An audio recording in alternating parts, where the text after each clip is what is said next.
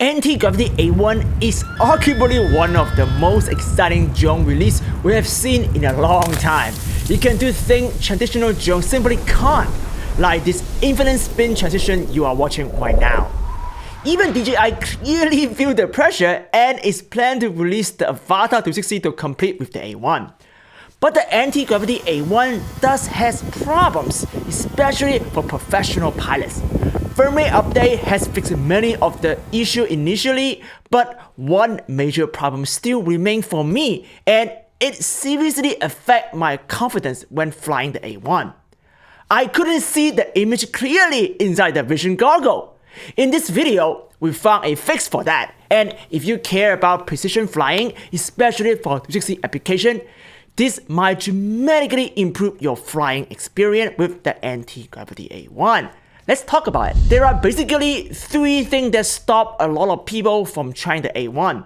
The first one is that it can't fly backward, but honestly, with some practice, you get used to it.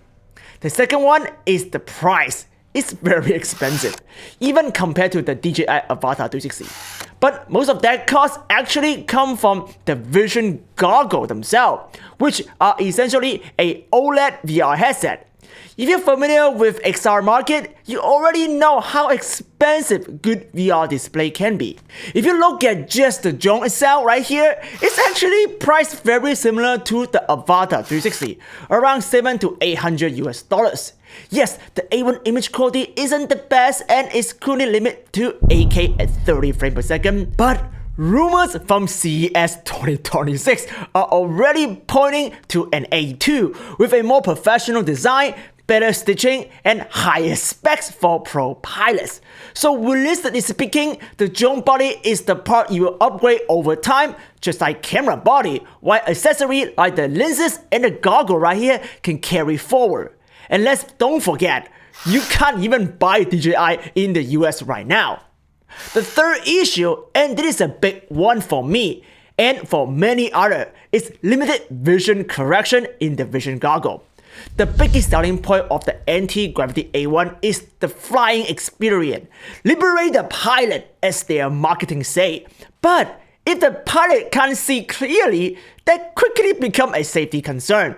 Wearing contact just to fly is annoying, and the Vision Goggles are so compact that can't fit your glasses inside. So we found a solution for this third problem: optical prescription lens inserts. The Vision Goggles do have built-in diopter adjustment right here using these dials right here, but what they don't clearly communicate is the actual range. -2 to +5 work for many users, but not all users. And there's an even bigger issue right here: astigmatism. I'm not trying to be an eye doctor right here, but this affects a lot of people. Roughly 1 in 3 people in the US and about 40% globally have astigmatism problem in their eyes. According to my eye exam, I need a -1.25 cylinder correction in both eyes to see clearly. That's why many people feel discomfort or even headache when using the Antigravity A1 Vision Goggle. The goggle simply can't correct astigmatism on their own. If you follow this channel, you know I am a heavy VR headset user. I use prescription lenses for my Apple Vision Pro, Samsung Galaxy XR, and Meta Quest 3. Not only does this improve clarity and field of view, it also protects my eyes. Most of my lens inserts from Zeiss, from Kodak, or for VR waves include the blue light filtering, which really matter when a display is sitting so close to your eyeball. So I did a lot of research and reached out to every VR lens manufacturer I know to see if custom inserts were possible. Eventually, someone make it to work. These are the VR Wave Antigravity A1 Vision Goggle lens insert. You can order them online directly with your prescription, and they are very affordable. Mine cost about $50 US since my vision still fall within the A1 diopter range. I only needed cylinder correction for astigmatism based on my eye doctor prescription. And I always add a blue light filter because I care about my eyes health.